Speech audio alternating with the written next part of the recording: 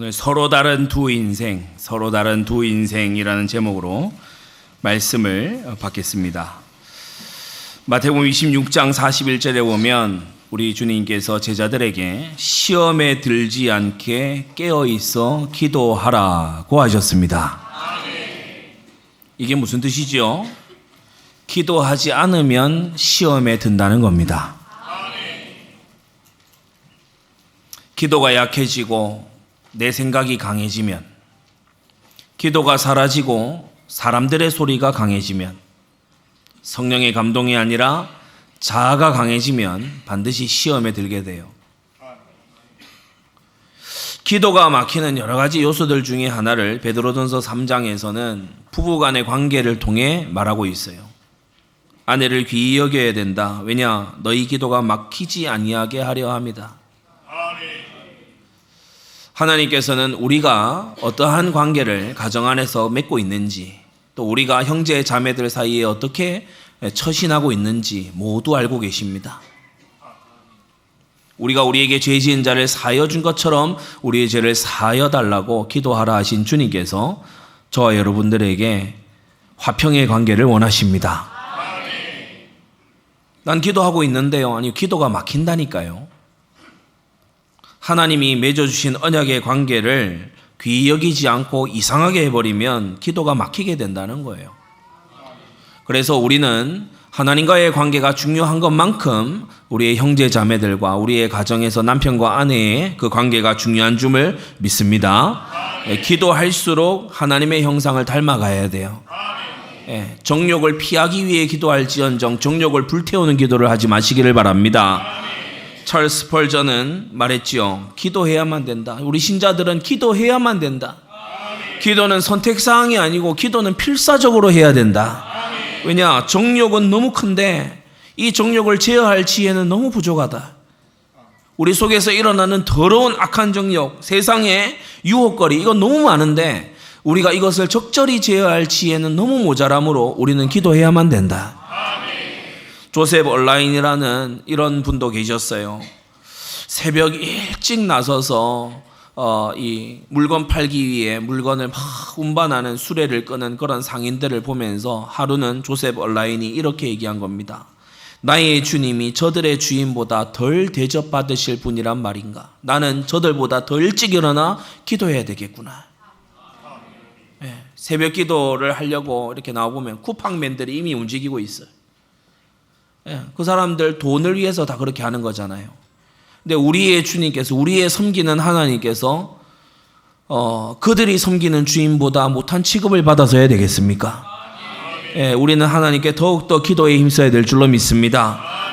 기도가 막히게 되면 영적인 힘을 잃고 유혹이 막 몰려오는데 이걸 당해낼 재간이 없는 거예요.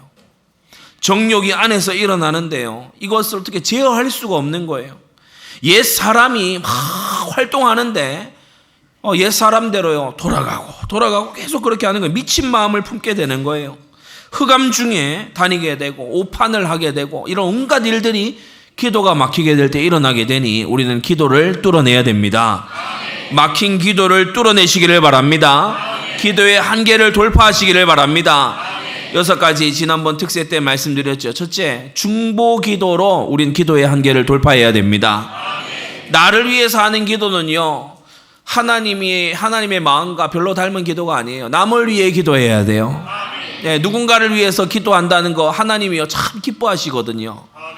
그래서 여러분, 기도할 힘이 없는 지체들을 위해 기도하는 일꾼들 되시기 바라고요.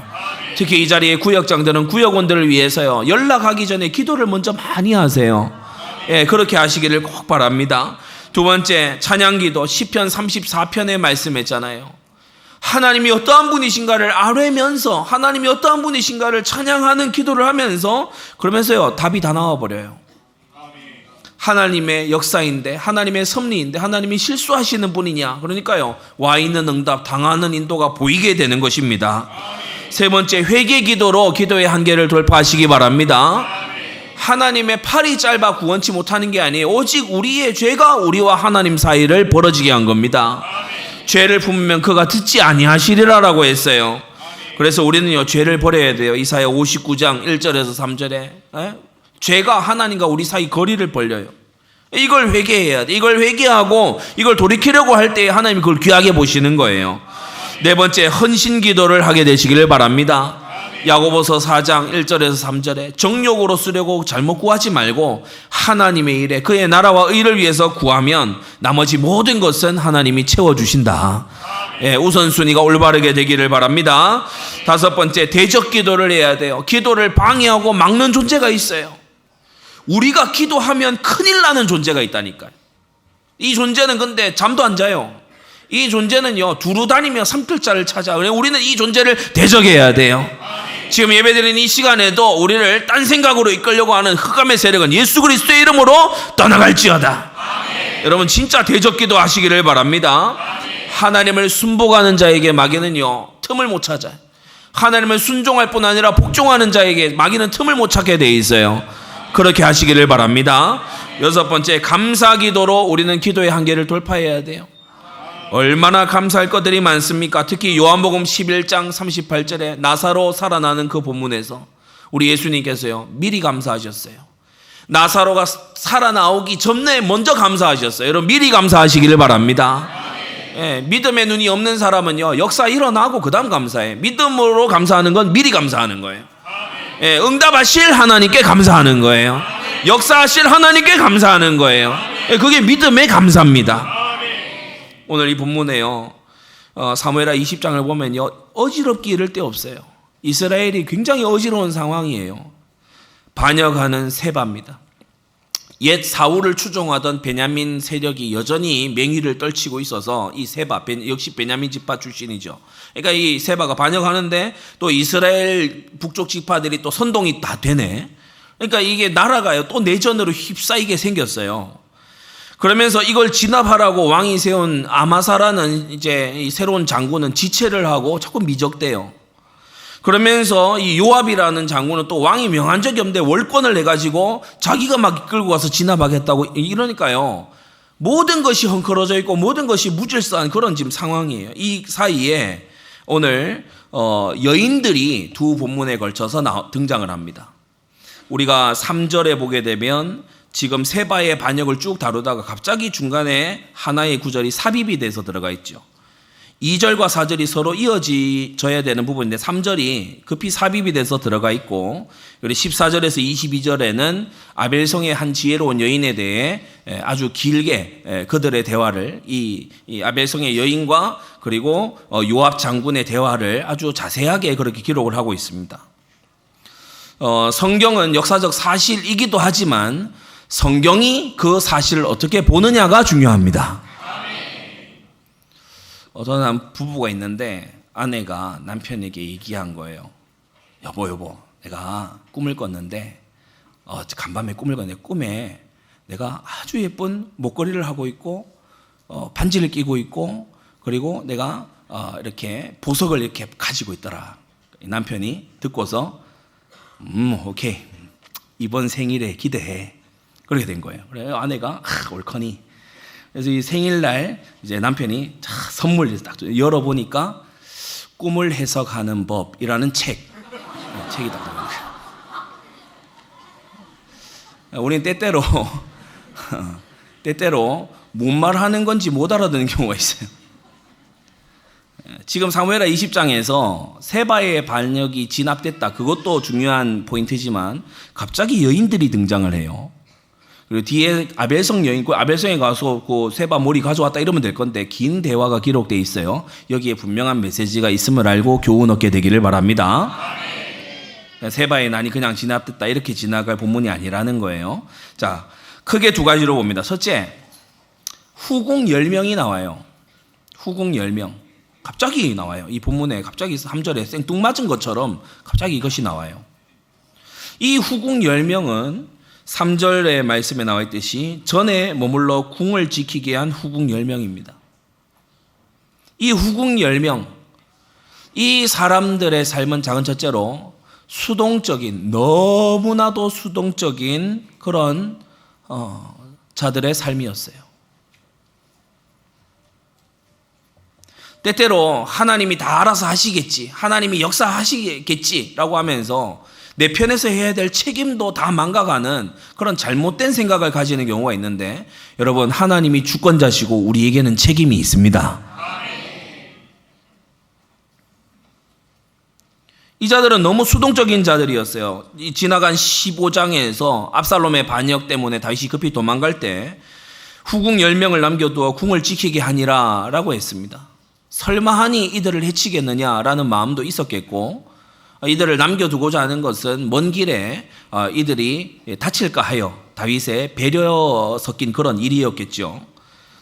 다윗은 권속만 데려가려 했지만 이 화급히 도망치는 왕 앞에서 블렛 사람, 그렛 사람, 가드 사람 이때도 나와서 왕하고 막 동행해서 같이 막 요단을 건너고요. 그리고 사독 아비아달 제사장이 예루살렘에 있는 언약궤를, 법궤를 빼다가 막 법궤를 메고 그리고 막 이 왕을 쫓아나갑니다. 지금 예루살렘이 그런 상황이었어요. 그러니까 블렛 사람, 그렛 사람 뭡니까? 왕의 호위군. 전부 다 왕은 지금 나하고 함께 한 식솔만 데리고 가겠다. 남아 있어라. 그대로 있어라. 그렇게 얘기하는데 다 따라 나서는 거예요. 다윗을 따라 호위군도 따라 나서고, 가드 사람 이때 장군도 막 따라 나서고, 후세도 같이 하려고 하는데 후세는 너는 성으로 들어가라 그러고, 그리고 사독과 아비아달이 언약궤 메고 나왔더니 언약궤 왜 메고 나왔냐 돌려놔라 그러고, 막 지금 상황이 긴박하게 돌아가던 시절이 바로 이 15장의 장면입니다. 그런데 이 후궁 10명은요, 남아있으라 하는 그 말대로 가만히 남아있어요. 가만히 남아있어요.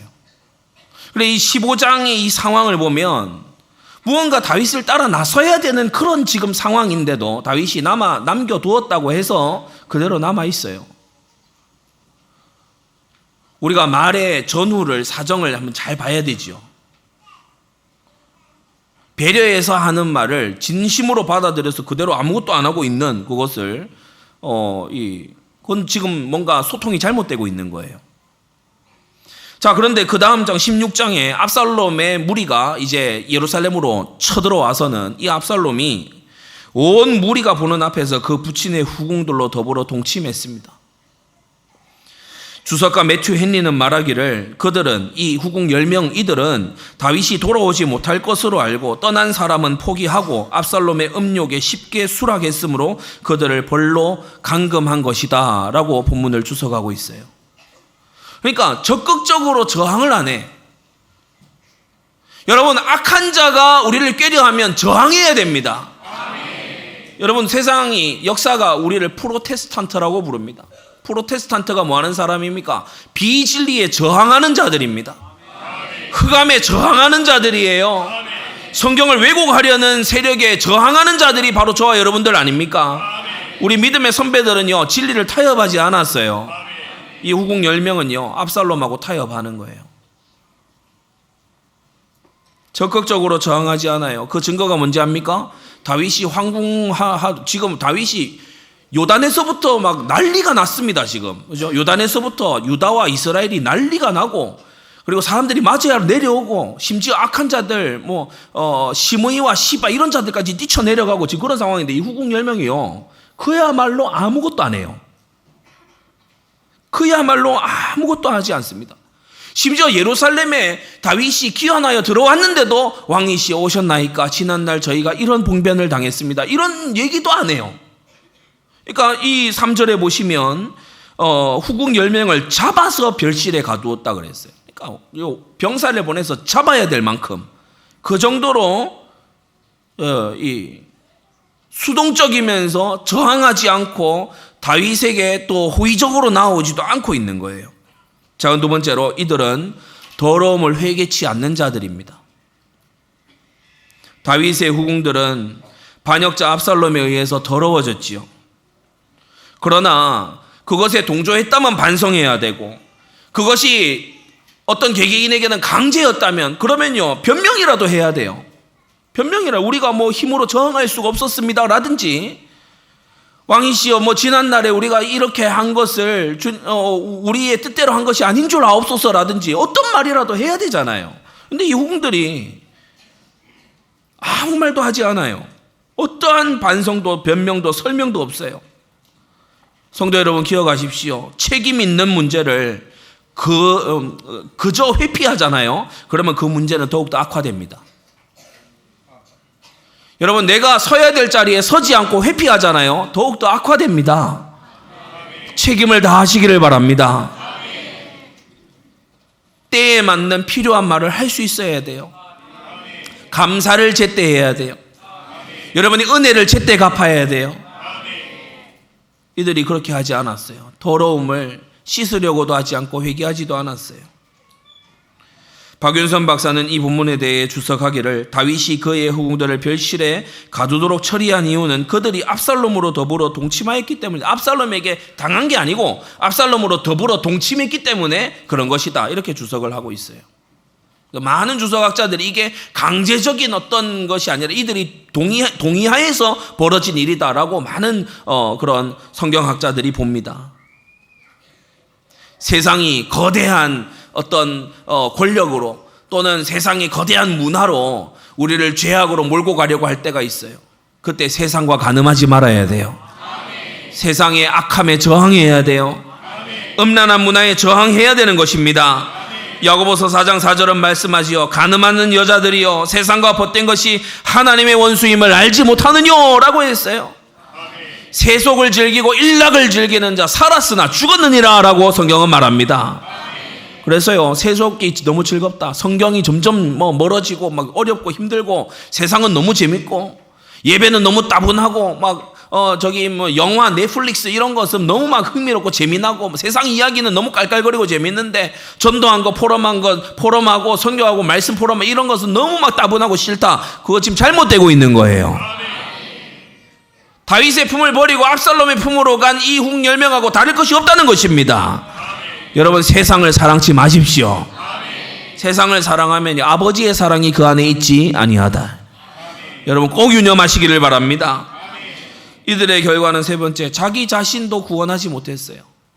다윗의 일에 보탬이 된다, 이거는요 아예 상상도 못하고 자기 자신들조차 구원 못했어요. 다윗의 아내 된 자들 아닙니까? 그렇다면 보탬이 되려고 해야 되잖아. 근데 자기 자신들도 구원이 안 된다니까요. 죽는 날까지 갇혀서 생과부로 지냈다, 이렇게 성경이 설명하고 딱 맞춰요. 평생을 감금된 채로 쓸쓸하게 바깥 세상과 단절된 채로 수치스러운 모습을 마지막 백성들 앞에 기억으로 남긴 채, 그죠? 이 후궁들을 백성들은 다 어떻게 기억하겠습니까? 압살롬과 함께 백주에 동침한 자들, 그렇게 마지막 기억을 남기고, 그리고 별실로 들어 갇혀 지내는 거예요. 여기서 다시 한번, 여러분, 이 자들을 불쌍히 여겨야 되나요? 아니면은 이러한 본을 본받지 말아야 되나요? 이런 후궁들도 찾아가서 신방하자 그러고 찾아보자 그러고 아유 쓸쓸하겠네요 하고, 그거 성경과 전혀 맞지 않는 것입니다. 이 자들은 회개를 안 하잖아요. 다윗과의 관계를 회복하려고 안 하잖아. 반성도 안 하잖아. 왕을 맞이하러 나오지도 않잖아. 사로잡혀가지고요 감금됐어요. 잘못이 있고 과거가 있고 여러 가지 실수가 있고 하더라도 주 앞에 회개하는 자는 주님이 회복시켜 주십니다. 그런데 이렇게 나가면 안 된다는 거예요. 이런 식으로 너무 수동적이고 너무 죄악에 관용적이고 너무 될 대로 되라는 식으로 이렇게 살지 말아야 되는 것입니다. 어떤 사람들은 이건 아주 옛날이고 고대식이고 여자니까 그렇게 수동적으로 살지 않았나? 전혀 그렇지 않습니다. 왜냐? 그건 두 번째, 또 다른 인생을 산 한 여인이 등장하기 때문에 그래요. 여자니까 못한다, 나는 상황이 이러니까 안 된다, 그런 핑계 대지 말라는 겁니다. 이렇게 후궁 10명의 인생을 산 여자들도 있었지만 이제부터 보게 될 이 여인은요, 한 성을 통째로 구원해낸 이스라엘의 내전을 막은 그런 엄청난 믿음의 여인이었어요. 여러분, 이런 인생 살아야 될 줄로 압니다. 그 두 번째, 아벨성의 지혜로운 한 여인이에요. 이 지혜로운 한 여인은요, 자, 첫째, 내전이 벌어지려고 하는 그 찰나에, 그 직전에 미리 나섰어요. 미리, 이게 중요합니다. 미리 앞장서서 외쳤어요. 후궁 10명하고 굉장히 대조되죠. 후궁 10명은 뭡니까? 다윗이 온다는 소식을 해도요, 그야말로 아무것도 안 해요. 근데 이 아벨성의 이 지혜로운 한 여인은 우리가 본문 14절 15절에 가서 보시면 어떻게 나오죠? 막 병사들을 모았어요. 14절에 요압이 북쪽에 있는 지파들의 막 사람들을 막 무리를 모으니까 무리가 다 모여서 따르는 거예요. 요압이 막 명분을 내세웠잖아요. 요압을 위하고 다윗을 좋아하는 자는 다 따라라 막 이런 식으로 나가니까 뭐 요압이 다윗의 명을 마치 받은 것처럼 그렇게 막 하니까 병사들이 다 따르잖아요. 15절에 세발을 아벨로 가서 세발을 에워쌌어요. 포위를 하고 성읍을 향하여 해자 언덕 위에 토성을 쌓고, 그러니까 이 완전히 이제 성벽을 완전히 허물겠다는 거예요. 토성을 쌓고 포위 공격이 개시되려고 하는 그 전에 16절에 이 여인이 외쳐가로되 들을지어다 들을지어다. 수많은 병사들이 에워싸고 토성을 쌓아서 그 성을 이제 넘어오려고 하는 그 전에 한 여인의 목소리가요, 이 아벨성 너머로 왕왕 울리는 거예요. 들을지어다 들을지어다. 전쟁은 어느 쪽이든 한쪽이 죽기 시작하면요, 그때부터 막을 수가 없어요. 죽인 쪽도 안 멈추지만 자신의 병사들이 이런 쪽에서 이제 멈출 수 있는 명분이 없어요. 그래서 전쟁을 시작하면 굉장히 큰 피해를 남기게 되는 거예요. 이 아벨성의 여인은 우리 성도 살아야 되고 저 병사들도 살아야 된다는 간절한 마음으로 외친 겁니다. 여러분, 이런 전도자의, 이런 선각자의 외침이 있어야 될 줄로 압니다. 지혜는 앞날을 당겨서 미리 보는 거예요. 지혜란 그런 거예요. 지혜란 앞날을 당겨서 마땅히 다가올 일을 미리 보는 거예요. 다 지난 다음에 그럴 걸 하는 여러분 되지 말고 앞날을 미리 보는 지혜가 있게 되기 바랍니다. 이걸 기도하셔야 돼요. 당연히 다가올 미래를요 내다보셔야 돼요. 남은 날 계수할 줄 알아야 돼요. 때를 놓치는 것이 미련함이에요. 때를 미리 보는 게 지혜라면 때를 놓치고 후회하는 게 그 미련한 거예요. 오늘 이 본문에 이 지혜로운 한 여인의 재빠름, 미리 행함, 이것이 지체하고 있는 아마사 장군과 굉장히 대조되죠. 다윗이 시킨 일에 아마사는요 굼떠요, 느려요, 지체해요. 뭐 안 되고 있으면 안 되고 있다고 보고라도 해야 되죠. 그럼 보고도 안 해. 아마사는요 이 지체하는 대책 없는 인간이에요. 근데 이 아벨성의 이 한 여인은 뭐냐, 미리 나서는 지혜로운 여인이었다. 미리 나서서 재앙을 막고 미리 나서서 환난을 막는 그러한 우리가 되어야 될 줄로 압니다. 우리 청년들도요 미리 당겨서 때를 놓치지 않는 지혜가 있어야 돼요. 좋은 시절, 특히 우리 여자매들 좋은 20대 시절 이거 다 보내놓고 30대 넘어 40대 그 넘어서 가버리면 어떡하자는 얘기입니까? 역지사지로 입장 바꿔 한번 생각해 보세요. 남자 편에서 어떤 생각이 들겠는지. 그래서 때를 놓치지 말아야 돼요. 때를 놓치는 게 미련한 겁니다. 자녀 양육을 할 때도요, 자녀에게 평생의 것이 3살 이전 완전히 확립될 때가 있어요. 그 때를 놓쳐놓고 나중에 가서요 울어봐야 소용없어요. 여러분, 때를 놓치지 마시기를 바랍니다. 지금 예배 이 시간 하나님의 영광에 참여할 시간이에요. 이 시간을, 이 때를 또 놓치고 막 딴 생각 공상하고 막 이런저런 그런 거 하지 말아야 될 줄로 압니다. 구원의 때를 놓치지 말아야 돼요. 임종하면 끝입니다. 임종하면 이제 영원한 세계로 갈 뿐, 이제 구원의 기회는 끝나요. 그래, 구원의 때를 놓치지 말아야 돼요. 모든 게 때가 있어요. 두 번째, 대장군 요압을 돌이킨 한 여인의 지혜로운 이 말을 보세요. 요압에 대해서 한 4가지 정도로 딱 얘기를 하는데, 이 여인의 이 지혜로운 말이요, 그야말로 요압을 얼르고 요압을 누르고 그러면서요 요압이 빠져나갈 수 없도록 딱 그렇게 만드는 거예요. 참 지혜로운 여인입니다. 이 여인이 요압에게 처음 딱 말합니다. 17절, 요압을 불러달라 한 다음에 요압과 딱 여인은 성벽에 있고 요압은 그 토성 위에 딱 있잖아요. 그때 서로 대화가 되는 거리란 말이에요. 딱 여인이 딱 얘기해요. 첫 번째 뭐라고 얘기하죠? 청컨대 여종의 말을 들으소서. 겸손한 딱 태도로 얘기해요. 근데 아주 공손해요. 우리가 복음 전할 때에 복음 메시지가 확실한 거는 좋지만 여러분, 무례한 거는 복음 전도에 방해됩니다. 복음을 전할 때에 우리가 복음에 누가 되지 않도록 예의가 있어야 돼요. 사랑은 물에 행치 않는다고 했잖아요. 예, 그래서 복음을 전할 때도 마찬가지. 오늘 이 여종의 이 여인의 이 하는 말을 보세요. 여종의 말을 들으소서. 그러니까 자기를 낮추면서 아주 공손하게 겸손하게 얘기하는 것을 봐요. 그 다음 뭐라고 하죠? 갑자기 뭐 이 성에 왜 쳐들어왔습니까? 이렇게 얘기하는 게 아니고 옛 사람들의 말이 18절에 보니까 옛 사람들의 말이 옛 사람들의 말이 흔히 말하기를 아벨에 가서 물을 것이라 하고 그 일을 끝내었습니다. 갑자기 이 얘기를 하는 거예요. 이게 지금 무슨 얘기죠? 요압이 아벨 성을 가볍게 볼 것이 아니다. 그걸요, 옛 사람들의 권위를 빌어서 이제 얘기해 주는 거예요. 지금 당신은 이 성을 뭐 이렇게 저렇게 해도 괜찮다고 혹 생각할지 모르지만 예로부터 이 성은 어떤 이 충돌이나 다툼이나 이런 것이 있을 때 아벨성에 가서 물어봐라. 그리고 끝내자라고 할 정도로 이 성은 굉장히 영향력이 있는 이스라엘의 어머니 성과 같은 그런 성이다. 이것을 이제 가르쳐 주는 거예요. 알려주는 거예요.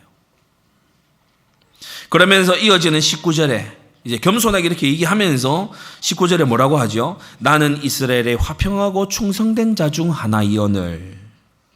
이 말에 무슨 뉘앙스가 들어있습니까? 19절에 나는 이스라엘의 화평하고 충성된 자 중 하나이오늘. 이 말에 무슨 의미가 들어있죠?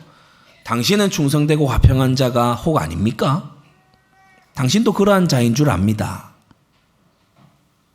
요압 당신도 화평을 원하고 충성된 자 아닙니까? 라고 하는 걸 모든 병사가 듣고 있는 가운데서 성벽에서 여인이 얘기하는 거예요. 나는 이스라엘에 충성되고 화평한 자 중에 하나입니다. 우리가 싸울 이유가 없지 않습니까? 당신도 이스라엘을 위하고 다윗을 위하고 우리도 이스라엘을 위하고 다윗을 위하는데 당신과 우리가 싸울 이유가 없지 않습니까? 이렇게 얘기하는 거예요. 이게 세 번째. 그리고 네 번째 19절에 어찌하여 당신이 여호와의 기업을 삼키고자 하시나이까? 여기에서 이제 부드럽지만 경고가 들어가요.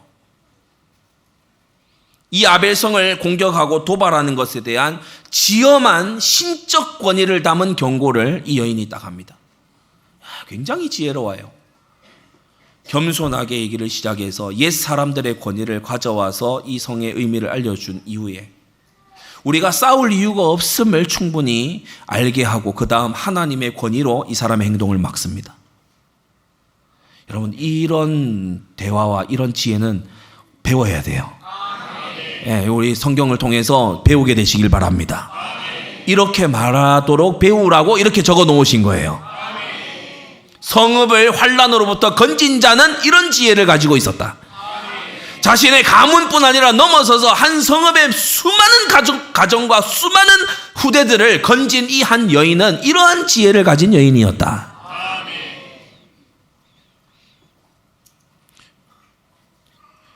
언약이 파괴되고 불의가 법이 될 때 저항은 의무가 됩니다. 우리는 악한 법에 저항해야 되고 파괴하도록 내버려두지 말아야 됩니다. 가정 파괴법이 일어나서 가정을 파괴하도록 내버려두지 말아야 돼요. 준엄한 경고가 이때 우리가요 막 이상하게 맞서 싸우는 것이 아니라 하나님의 권위로 타이르고 설복시켜야 될 줄 믿습니다. 22 요압이요 이제 변명해요. 아니다. 20절에 보시면 결단코 그렇지 아니하다. 결단코 그렇지 아니하다. 그러니까 이제 아벨성 공격을 막 감행했다가는 자기는 이스라엘의 충성된 자도 아니고 화평한 자도 아니고 자기는 여호와의 기업을 삼키는 자가 되고 이렇게 되게 생겼어. 이 요압이 지금 그렇게 되게 생겼어요. 이걸 공격하면. 그러니까 아니라는 거예요. 난 지금 토성 쌓고 포위 공격 준비 다 끝났거든요. 근데 난 공격할 의사가 없었다는 거예요. 나 아니라는 거예요. 막 극구 부인하죠. 그러니까 뭐라고 하냐? 세바 한 명만 내어주면 우리가 가겠다. 그러니까 기다리시라고. 들어와서 데려가세요. 이게 아니고 거기서 기다리시라고. 성벽 밖으로 머리를 던져 드릴 테니까 기다리시라고. 그렇게 해서 딱 놔두고 22절 여인이 그 지혜로 모든 백성에게 말했어요. 한 사람 내어주면 우리가 다 산다. 한 사람이 죽으면 우리 모두가 살 수 있다. 여인이 이 지혜로 구속사를 미리 내다보게 하는, 그리스도의 구속을 미리 내다보게 하는 이 놀라운 지혜로 이 여인이 성읍의 백성들을 설득했어요. 그리고 이 모든 대화는 성벽에서 아주 투명하게 모두가 다 듣도록 큰 소리로, 그리고 성 안에 요압의 군사 한 명도 들이지 않은 채로 양측의 충돌을 피하는 결과를 가져왔어요. 세바 한 명의 머리를 내어주고 요압의 군대는 그대로 후퇴해서 다 물러갔어요. 전쟁 안 벌어졌어요. 아벨성이 지켜졌고 이스라엘이 지켜졌고 내전이 벌어지지 않은 거예요. 세바가 그렇게 세차게 반란을 하고 이스라엘이 거기에 동조했는데도 이 지혜로운 여인 하나가 일어나서 이스라엘의 전쟁을 막고 성읍의 파멸을 막은 그러한 구원의 역사를 우리에게 보여주고 계십니다. 우리 이런 지혜로운 자 돼야 돼요. 세 번째, 이 여인은 큰 아벨성을 구하고 이스라엘의 내전을 막은 여인이 됐습니다. 문제를 더욱더 악화시키지 않았어요. 요압이 그렇게 막 오는데 뭐 지혜 없는 사람이면 얘기할 거 아닙니까? 뭐 당신이 먼저 쳐들어왔냐 그러고 이 전쟁에 명분이 있냐 그러고 막 우리는 막 예전 베냐민 지파들이 왜 그랬잖아요. 비류 중에 하나 내놓으라 그러니까 막 내놓을 수 없다 그러고 베냐민하고 막 전체 내전 벌어지고 사사기 마지막에 그 기록되어 있지 않습니까? 그렇게 갈 수도 있는 거거든요. 군사를 다 몰고 왔다 그러면요 이쪽에서도 성이 나고 그렇게 될 수 있어요. 그런데 이 여인이 지혜롭게 이걸 풀어나가는 걸 볼 수 있어요. 수많은 사람들이요 목숨을 부지하고 이스라엘이 혼란으로 들어가 다윗이 다시 한번 위태로워지지 않도록 한 결정적인 공헌을 이 여인이 한 겁니다. 이름 없는 이 한 여인이요. 우리 그러한 자들 돼야 됩니다. 그리스도의 나라가 세워지는 일에, 주님의 몸된 교회가 화평한 그 일에 이런 여인처럼 쓰임 받으시기를 바랍니다. 가시를 뽑는 핀셋처럼, 불을 끄는 소화기처럼, 독을 뿌리는 자가 있으면 해독제의 역할을 하는 사람도 있기 마련입니다. 여러분은 해독제 같은 사람이 되십시오. 소화기 같은 사람이 되십시오. 여러분은요 정말 그런 자들 되시기를 바랍니다. 사무엘하 20장 이 본문은 수많은 남자들이 하지 못하는 일을, 다윗도 아마사도 요압도 세바도 이 수많은 이름난 남자들이 하지 못하는 이 일을 이름 없는 한 여인이 해결해 가고 있는 모습을 보여주고 있어요. 이 일들은 사사기 4장에도 비슷한 사례가 나오죠. 하솔왕 야빈의 군대 장관 시스라를 야엘이라는 한 여인이 처리해 버립니다. 마가복음 14장에도요 많은 제자들이 따라다니지만 그리스도의 대속제물 대심, 여기에 대해서요 뭐 아는지 모르는지 뭐 아무것도 안 해요. 그때에 향유를 부은 여인이 나와서 주님의 장사를 예비했어요. 그 한 여인이 나와서, 그래서 우리 주님이 너무 기뻐하시면서 마가복음 14장 9절에 이 여인이 행한 것을 온 천하 어디서든지 복음이 전파되는 곳이면 어디든지 기념하게 될 거라고 말씀하신 것입니다. 때때로 하나님은 연약해 보이는, 이름 없어 보이는 한 사람을 통해 하나님의 큰 역사를 이루시는 줄 믿습니다. 결론입니다. 어떻게 살 거냐? 오늘 서로 다른 두 인생을 봤어요. 어떻게 살 겁니까? 후궁 10명처럼 살 겁니까? 아벨성의 지혜로운 여인처럼 살 겁니까? 되는 대로 그냥 닥치는 대로 막 상황대로 그냥 밀려가면서 살 겁니까? 아니면 살리는 지혜로 살아갈 겁니까? 회개를 잊어버리고 뭐 어쩔 수 없지 않았냐 이런 식으로 자기 합리화하면서 그러면서 살 겁니까? 아니면 칼을 들고 쫓아오는 사람도 회개하게 하면서 그렇게 살 겁니까? 어떻게 살 겁니까? 수치스럽게 인생을 살 겁니까? 아니면 영광스러운 발자취를 남기고 살 겁니까? 오늘 우리는 하나님 말씀 앞에서 이렇게 대조적인 인생을 산 이 두 생애를 보면서 선택의 기로를 하나님께 제시받습니다. 너 어떻게 살 거니? 되는 대로 밀려가는 대로 가면서 세상과 간음하면서 그러면서 결국 나 자신의 구원도 위태로운 그런 자로 살아갈 것인지, 아니면 살리는 지혜로 우리를 치러 오는 자도 회개시키고 변화시키면서, 그러면서 영광스러운 발자취를 남기면서 살 것인지, 오늘 이 성경 말씀이 우리에게 묻고 있습니다. 여러분, 바라기는 이 아벨성의 지혜로운 여인처럼 살게 되시기를 바랍니다. 우리 구주를 닮은 여인이지 않습니까? 이러한 여인처럼 살아가게 되는 축복이 저와 여러분 모두에게 있기를 우리 주 예수님의 이름으로 축원합니다. 기도하겠습니다. 거룩하신 아버지 하나님, 은혜를 감사합니다. 오늘 서로 다른 두 인생을 보았습니다. 혼란스럽게 일을 떼었고 너무나 어지러웠던 이 시국 앞에 후국 10명은 너무나도 수동적으로 살며 더러움을 회개치 아니하고 자기 자신도 구원치 못하는 인생을 살고 떠나버렸습니다. 그러나 아벨성의 지혜로운 한 여인은 내전이 벌어지기 전에 미리 외쳤고, 대장군 요압의 그 공격도 돌이킨 지혜의 여인이었습니다.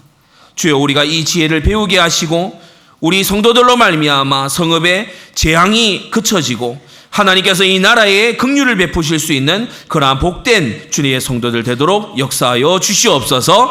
예수 그리스도의 이름으로 기도드리옵나이다. 아멘.